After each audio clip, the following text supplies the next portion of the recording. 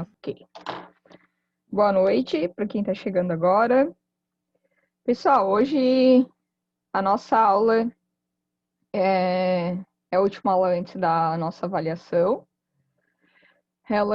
Essa unidade ainda vai contemplar algumas coisas da avaliação, e aí no final, como eu coloquei lá no AVA para vocês, no finalzinho a gente fala um pouco de como vai ser a avaliação, tá? Hoje a aula é sobre os fundamentos da avaliação psicológica. Deixa eu botar aqui.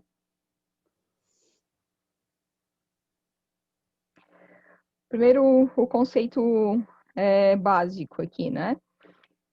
Que a avaliação psicológica, ela é sempre entendida como um processo técnico, né? Científico. A gente vai coletando os dados, aceitando as pessoas aqui.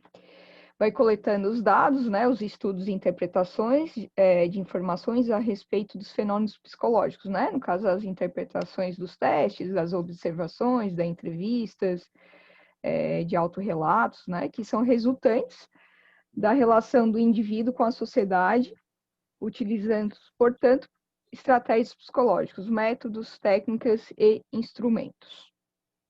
Pessoal, aqui eu botei um videozinho, eu não baixei ele ali na internet, mas é um videozinho de comédia da Porta dos Fundos sobre o psicotécnico, tá? Eu não vou passar, mas depois, se vocês quiserem ver, ele é tudo que não se deve fazer numa avaliação psicológica. E acho que todos devem conhecer, né? Falado? Aham. Ou só tem figuras? Ele é Não, falado, então. ele é falado, ele é todo falado também, Beleza, tá? então. É bem curtinho, 3 minutinhos assim, tá? É... Acho que todo mundo deve conhecer, né, o Porta dos Fundos. E aí, gente, aqui, né?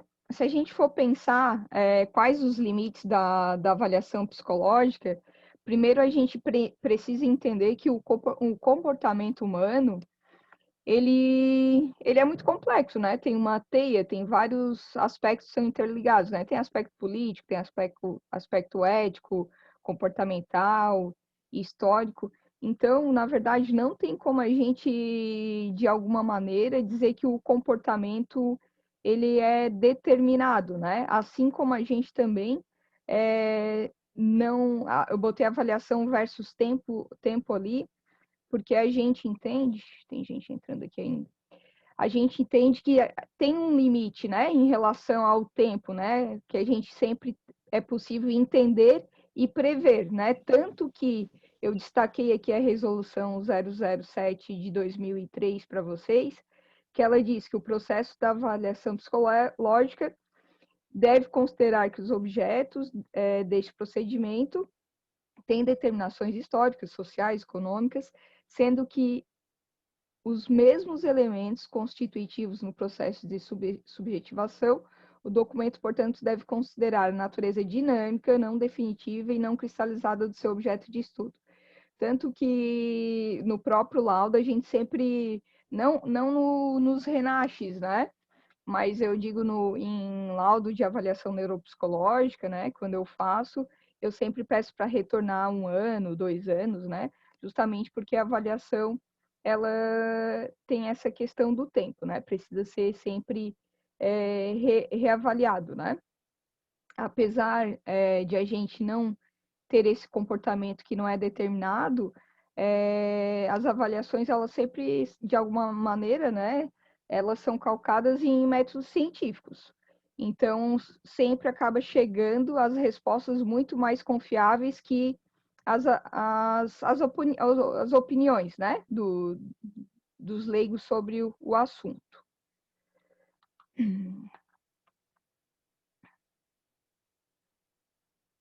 Aqui, gente, eu trouxe um breve histórico, né, sobre a avaliação psicológica, né, a gente vê dados desde 200 anos antes de Cristo, na China, já eram realizadas algumas avaliações em questões de concursos públicos, né, onde apareciam nas provas e seleções onde os candidatos deveriam mostrar algumas habilidades específicas.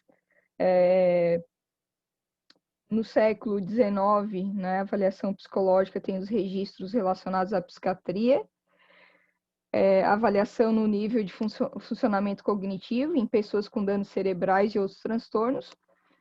No século XIX também, né, os alemães, Weber e Fenscher, deram os primeiros passos para o reconhecimento da psicologia como disciplina científica, e aí o Wundt, o pai da psicologia, né, criou o primeiro laboratório dedicado à pesquisa psicológica na Alemanha.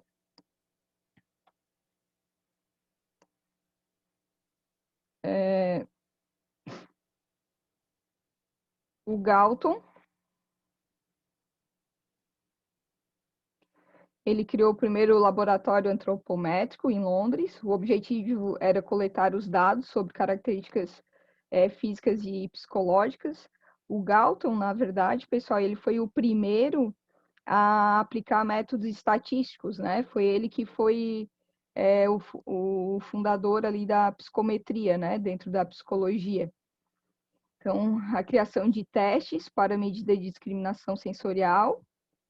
Ele criou um apito para percepção de altura e som, né? Então, já começou aí a fazer as primeiras medidas, a criação de escala de atitude. Em 1905, Binet e Simon, após críticas aos testes sensoriais, né, do Galton, eles afirmavam não ter correlação com as funções cognitivas. Então, eles criaram o primeiro teste para mensuração da capacidade de cognição geral, que foi a escala que é bem conhecida, a Binet-Simon, né? Essa primeira escala, ela foi criada para medir a inteligência das crianças e foi a primeira escala que começou a aparecer o conceito de idade mental. A escala prometia observar fatores de julgamento, compreensão e raciocínio, e detectou a inteligência das crianças na escola de Paris. E aí também começou a avaliação psicológica dentro do âmbito escolar.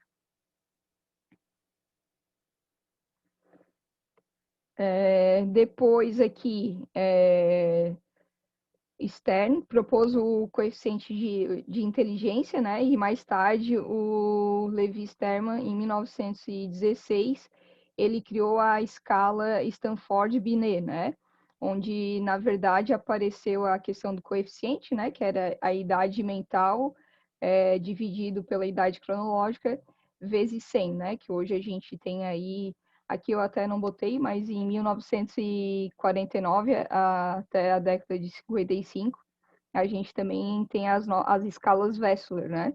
Que hoje é uma das padrão ouro, né? E o Spearman, ele criou a questão do fator G, né? Que é o fator geral da inteligência. Ele dizia que 50% eram as habilidades, elas convergiam, né, na capacidade cognitiva geral. E aí depois a gente tem as outras específicas que são diversas, né, dos fatores, que foram criadas mais tarde. Os 5 grandes períodos, pessoal, do Brasil, foi primeiro a produção médico-científica acadêmica, onde a psicologia como um novo campo de estudo nas faculdades de medicina, o uso de métodos da psicologia na escola, né? E o surgimento de centros de pesquisa psicobiológica também. Depois, segundo grande período da avaliação psicológica no Brasil, foi estabelecimento e difusão da psicologia nos ensinos acadêmicos, né? Onde a gente teve a criação das primeiras universidades, e também a organização da psicologia acadêmica e também profissional. O terceiro momento foi a criação dos cursos de graduação de psicologia, e nesse momento, como era o início, né, que também foi de 62 ali, foi a nossa profissão foi regulamentada, Então, nesse momento também é importante a gente entender que faltavam docentes, né? Porque a gente não tinha esse grupo de alguma forma ainda de forma mais sustentada. O quarto grande momento foi a implantação dos cursos de pós-graduação, em 1970 a 87, e o último, a emergência dos laboratórios de pesquisa em 1987, né? Onde a gente teve algumas respostas nessa época, teve repercussão, na verdade, dos testes psicológicos como negativo, né? E aí começou, nessa época, a surgir bastante ameaça de ordem judicial para extinguir o psicotécnico. Tanto que lá na primeira ou na segunda aula eu falei para vocês que em 97, como a gente tinha muitas críticas ao exame psicotécnico, teve a questão do veto presidencial, né? Justamente desde aí, dessa emergência dos laboratórios de pesquisa, já começou as repercussões e as demandas de ordem judicial.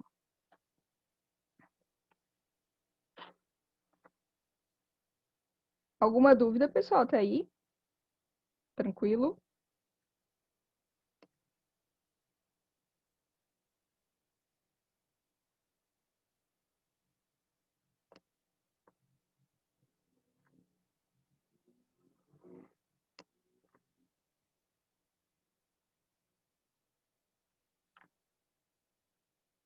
Os contextos de realização da avaliação psicológica. Quais testes são indicados para a utilização em avaliações psicológicas? Sempre é importante a gente pensar que cabe ao profissional, né, ao psicólogo, ele investigar quais são os procedimentos, os meios e as técnicas mais adequadas para o contexto do trabalho, né? Uma vez que o CFP defende a autonomia de cada profissional, né? Então, a gente pode pensar em diversas áreas, área do trânsito, área de organizacional, área, né, da Polícia Federal ali em questão de porte de arma, né, que é um dos que eu aplico, das NRs, né, avaliação psicossocial. Então, cada profissional tem essa autonomia. O artigo 11 da resolução, ela diz assim: as condições de uso dos instrumentos devem ser consideradas apenas para os contextos e propósitos para os quais os estudos empíricos indicaram resultados favoráveis. Parágrafo único. A consideração da informação referida deste artigo é parte fundamental do processo de avaliação, especialmente na escolha do teste mais adequado a cada propósito e será de responsabilidade do psicólogo. Eu achei que era vocês falando comigo aqui, do psicólogo que utilizar o instrumento. Então, pessoal, esse artigo, na verdade, ele quer dizer que a simples aprovação do sistema, né, do SATEPS, do teste, não significa que o teste possa ser usado em qualquer contexto ou a qualquer propósito, mas sim que a gente deve ter autonomia diante a demanda da avaliação psicológica para a gente poder escolher qual e determinar qual teste a gente vai indicar na nossa avaliação.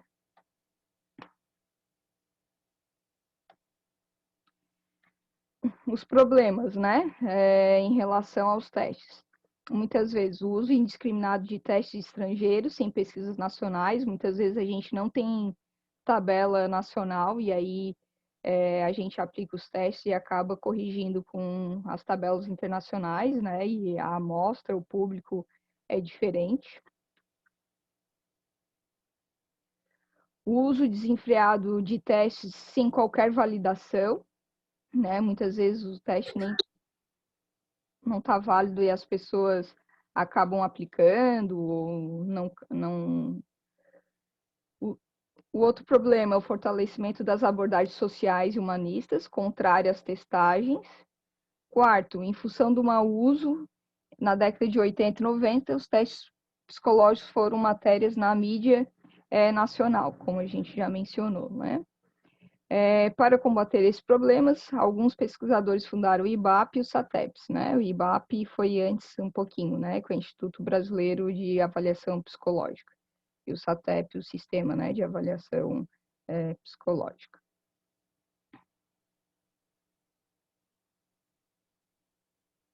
Aqui, gente, eu fiz um recorte em relação à aula, né? Em relação aos fundamentos da avaliação psicológica, eu achei importante, né? Falando de coeficiente de inteligência, quando eu falei ali para vocês que o Lev Sterman foi o primeiro a criar a questão do QI, ele trouxe essas medidas, né? E hoje a gente tem essas daqui, né? Até tem um aqui que eu estou corrigindo, né? Todo atrás do VIS que sempre tem, né? E são essas mesmas que estão aí, né? Acima de 130 muito superior, de 120 a 129 superior, 110 a 119 médio superior, né? E 90 a 109 médio e assim por diante. Aqui eu trouxe a do VISC. Aí aqui eu trouxe, né, dentro da psicologia de trânsito, eu trouxe aqui os DSMs, né, se a gente for pensar lá no DSM-1, né, quando iniciou, até o DSM-4, né, o TR, sempre tinha um aspecto mais categórico, e o DSM-5 passou para um aspecto mais dimensional, né, e a psicologia do trânsito precisa também estar atento aos aspectos da psicopatologia, né, afinal de contas a gente precisa também avaliar isso no indivíduo. Aqui. Avaliação psicológica não é só teste, né? Porque normalmente as pessoas chegam ali e falam, eu só vim aqui fazer um testezinho rapidinho, né? E quando eles percebem que eles vão ficar uma manhã toda lá, eles dizem, eu não sabia que era tudo isso, né? Então, a importância de a gente dimensionar isso para a população de alguma maneira, né? Tem diversos aspectos, como eu falei para vocês, né? Tem aspectos legais, tem aspectos teóricos e técnicos, a gente tem aspectos políticos e financeiros, e todos eles sempre estão concomitantes, né? Sempre estão juntos. Avaliação psicológica não é um processo dinâmico, é um processo de conhecimento do outro, é um processo científico, né, técnico-científico, é um trabalho especializado e é um recorte do momento, né? Quando eu falei para vocês lá, a avaliação, né, não é cristalizado. A avaliação psicológica não é um processo mecânico, não é sinônimo de aplicação de testes, não é um processo simples, não é algo definitivo. E aí aqui, que é a base da aula de hoje, né? Eu trouxe a resolução do CFP, a 09 de 2018, que hoje rege a avaliação psicológica, e inclusive eu botei ela no AVA para vocês. Eu não trouxe todos os aspectos dela para a aula, mas eu trouxe alguns artigos, os primeiros que eu acho importante a gente poder estabelecer na aula de hoje, né? Então, o que diz a resolução aí 9 de 2018? Ela estabelece diretrizes, né, para a realização da avaliação psicológica no exercício profissional da psicóloga e do psicólogo, né? E regulamenta o SATEPS e revoga as demais resoluções aí.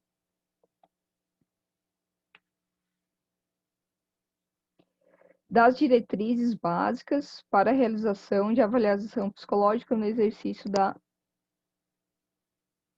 psicóloga e do psicólogo.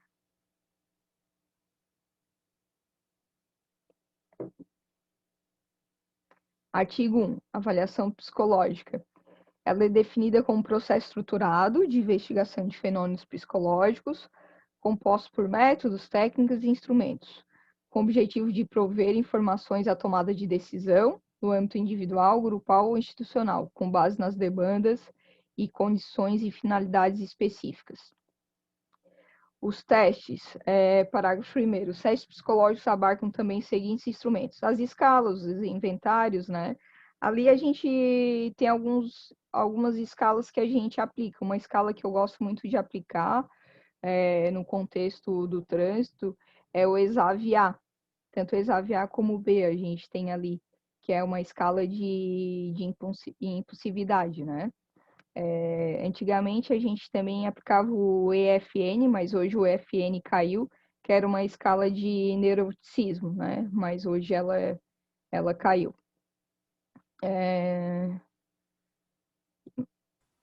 Parágrafo. Oi? Quando você, tipo, os testes, geralmente tu faz com mais pessoas ao mesmo tempo, né? Uhum. As escalas também, ou tu reserva para fazer individual? As escalas, normalmente eu aplico num caso mais extra, mas elas podem ser feitas de maneira coletiva, Entendi. tá? Porque o ESAV em si, Carlos, são 30 questões, né? E elas são facilmente respondidas, é a frequência, né? Eu não sei se tu conhece. Ali a gente tem que botar. Como eu usei um instrumento para o meu TCC nas entrevistas, aí eu tenho um livro são várias escalas de instrumentos em saúde mental, e daí eu vi algumas, daí eu vi essa.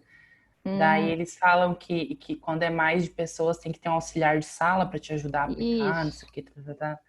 É por isso que eu perguntei, para saber como tu fazia. Mas assim, dentro da área do trânsito, a gente o Detran diz para a gente atender 10 numa sala, né?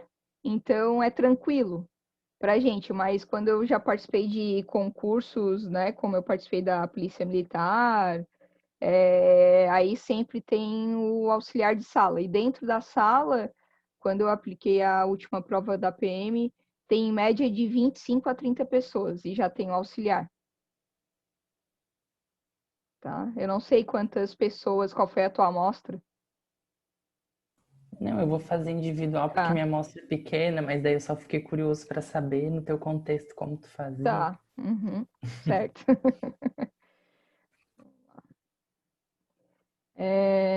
Parágrafo 2º. O psicólogo tem a prerrogativa de decidir quais são os métodos, técnicas e instrumentos, né? Que é aquele princípio da autonomia ali que eu falei para vocês anteriormente, né? Mas sempre tem que estar vigente dentro do Conselho Federal de Psicologia. Artigo 2.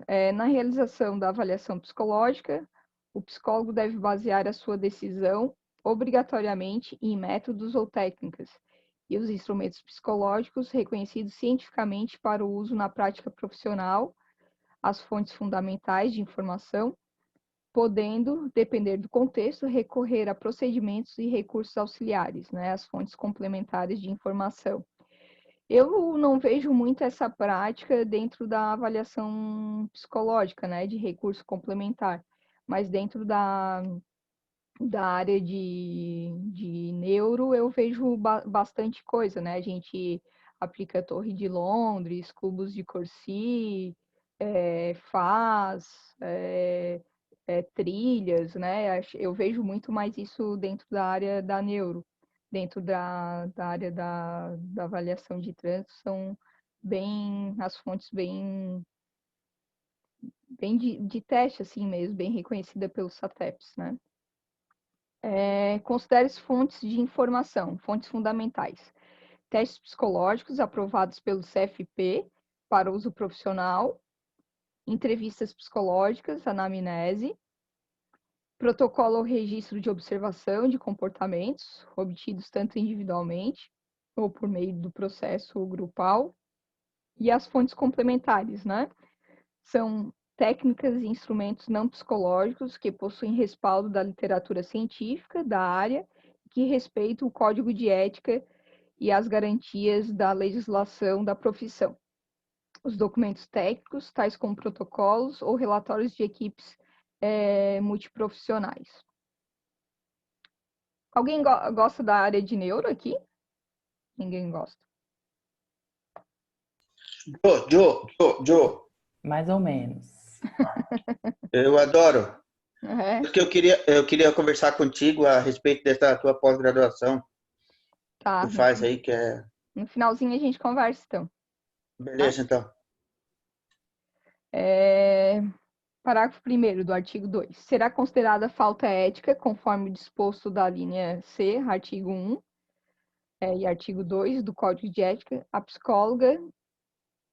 psicóloga a utilização de testes psicológicos com parecer desfavorável ou que constem na lista de testes não avaliados no site do SATEPS, salvo para os casos de pesquisa na forma da legislação vigente e do ensino como objetivo formativo e histórico da psicologia. Parágrafo 2º. Na hipótese de dúvidas acerca da classificação do instrumento, o teste psicológico ou instrumento não psicológico, ficam legitimados os CRPs a submeter o respectivo instrumento à comissão consultiva do CFP para apreciação. Ao profissional, psicólogo, poderão requerer ao CRP a submissão do instrumento à apreciação nos termos do parágrafo 2º. Pensando aqui, aí eu dei um pulo, pessoal, na resolução. Alguém falando aqui no bate-papo.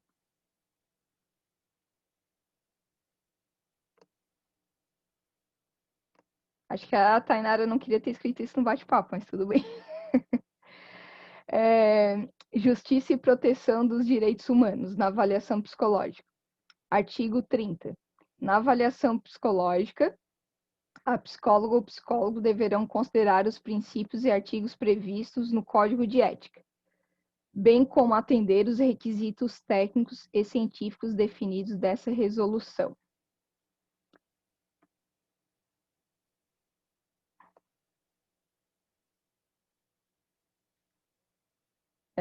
Artigo 31.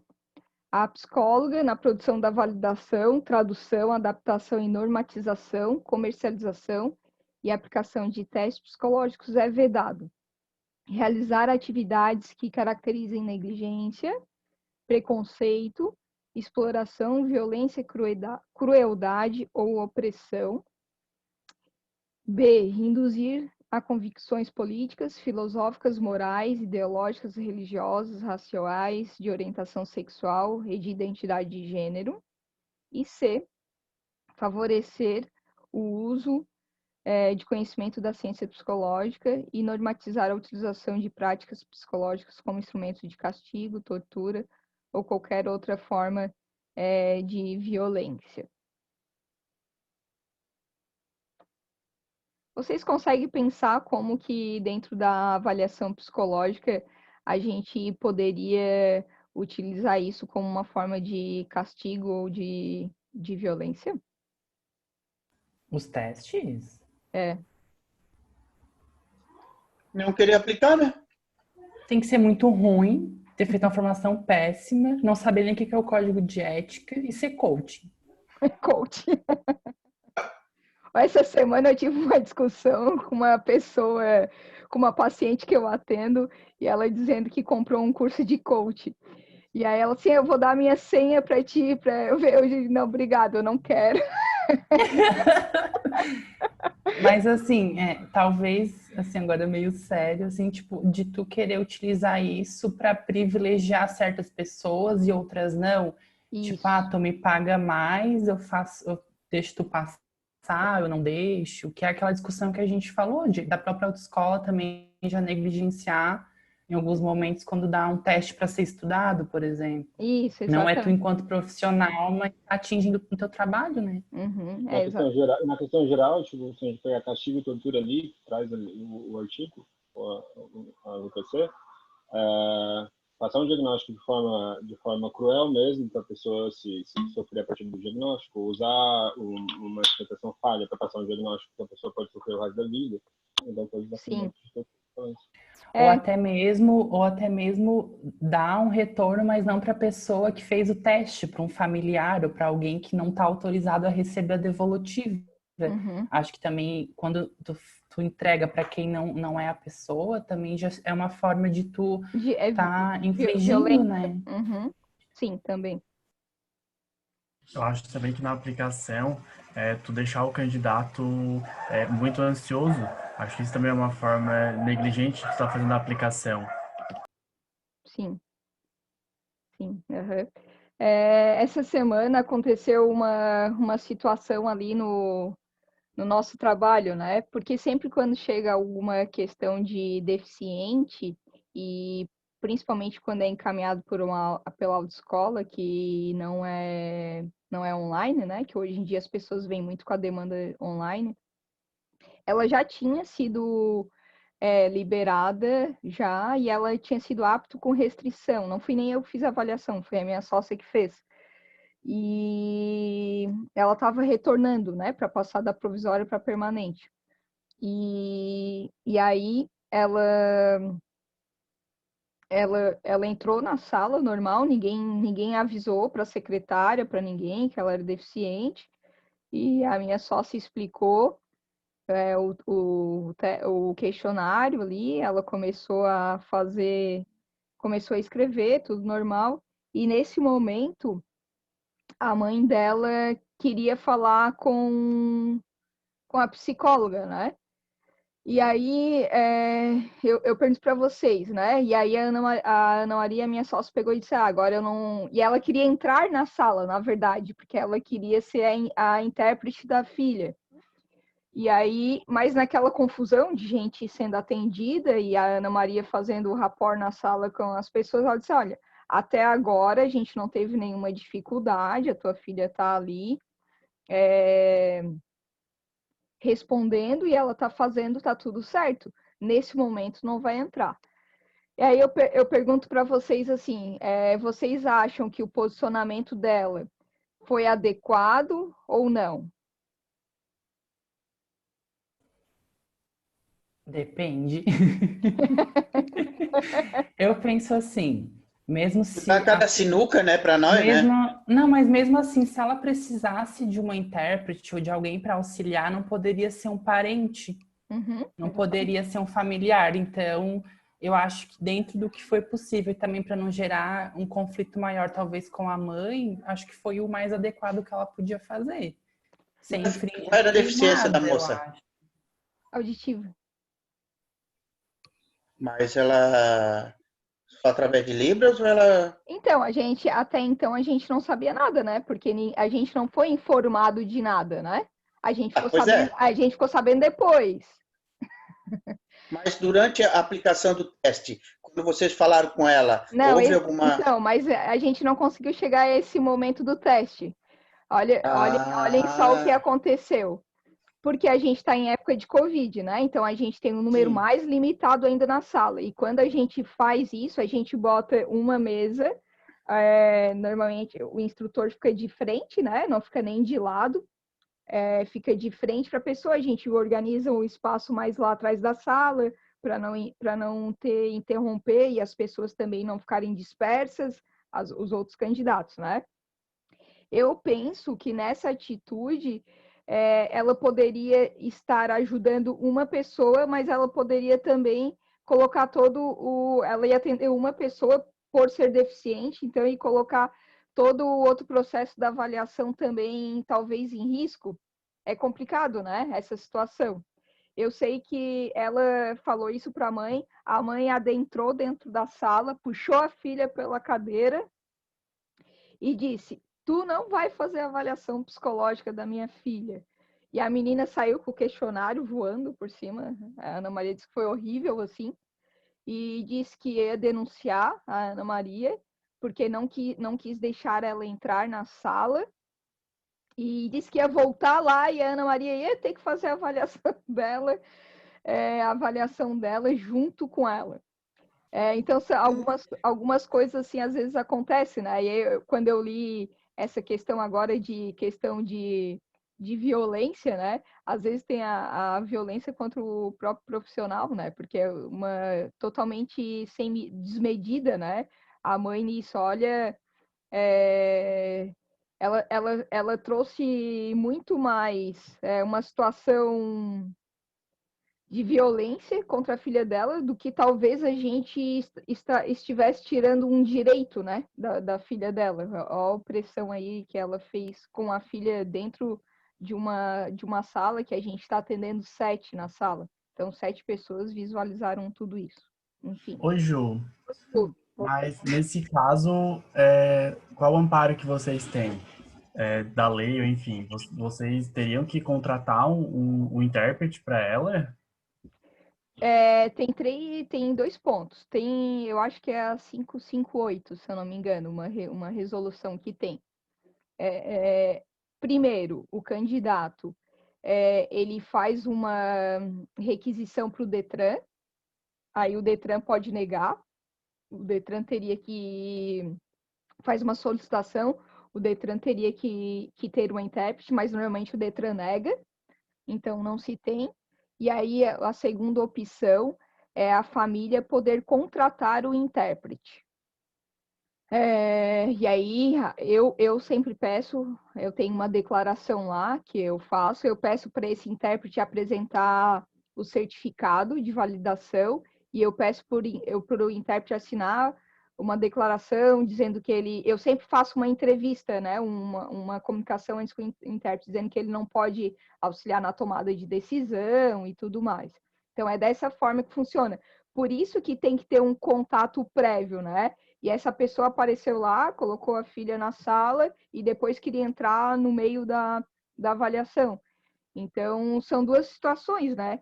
Ela estava talvez no direito dela, mas ao mesmo tempo ela estava tirando o direito de todos os outros dentro de uma sala, né?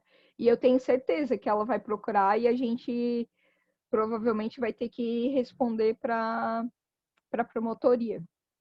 Enfim, mas a gente tem amparo legal para isso, sabe? Mas são situações assim que ocorrem que eu fico pensando mais realmente na pessoa, no avaliado, do que na gente, né? Porque olha a exposição dessa menina, né? Sendo que passa muita gente por nós, né? Quem fez a avaliação anterior também foi a Ana Maria. E não teve nenhum problema, ela fez antes a avaliação sozinha. E aí a gente foi pegar os documentos de 1 ano e pouco atrás, a gente viu que nos registros a Ana Maria botou assim, ó, existe, porque aí na devolução foi chamado a mãe, tá lá no registro. E aí a Ana Maria botou uma observação assim, existe muita diferença a candidata sozinha e a candidata junto com a mãe. Então, aí a gente já vê como que tem essa questão, né? E aí a Ana Maria disse que depois lembrou, assim, que quando foi dar a devolução, que a mãe disse que queria estar junto e a menina disse que ela poderia estar, a Ana Maria falou assim, tu estás dando um carro para tua filha dirigir, mas ao mesmo tempo pela mãe, a mãe dizendo assim que de alguma forma achava que ela não tinha competência para tal. Tem essas situações, né? Enfim, que a gente se depara na avaliação. Então, eu acredito que essa menina deva passar algumas situações assim com essa mãe. Mas felizmente é assim, né? Aquilo que o Maurício perguntou, normalmente eles têm dificuldade do português, né? Mas essa menina, ela conseguia, porque ela respondeu o questionário. Depois a gente foi pegar se a metade do questionário dela estava respondido. Então, se a gente fosse aplicar um teste de atenção, por mais que ela não conseguisse, talvez, ouvir, ela ia conseguir ler e ia conseguir responder. Tanto que os testes anteriores dela, que a gente viu de 1 ano e pouco atrás, foi tudo bom. Ô, Ju, Oi. mas aí a negligência já começa pela própria autoescola, né? Tipo, de não repassar isso para vocês e... Que absurdo. Isso. E, assim, com certeza, quando a gente... Eu digo a gente porque é a Ana Maria, né, que vai ter que responder, mas a gente sempre faz tudo junto. Quando a gente for responder, esse é um dos pontos que a gente precisa organizar a sala, a gente... ou essa mãe deveria ter avisado na recepção para nossa secretária, né? Já começa a negligência desde aí. Exatamente. tá? Dando continuidade aqui, pessoal, né, na questão ainda da resolução 09. Em relação à justiça e proteção dos direitos humanos na avaliação psicológica. Artigo 30.